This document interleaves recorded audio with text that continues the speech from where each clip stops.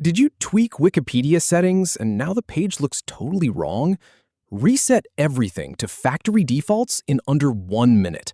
We'll open your personal settings, jump to Preferences, restore all defaults, confirm the reset, and finish with one click.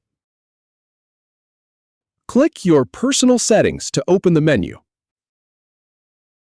Then, from that menu, click on Preferences to get into your preference settings.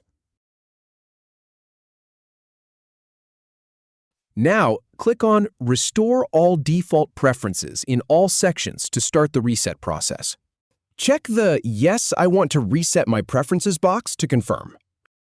Finally, click on Restore All Default Settings, and you're all set.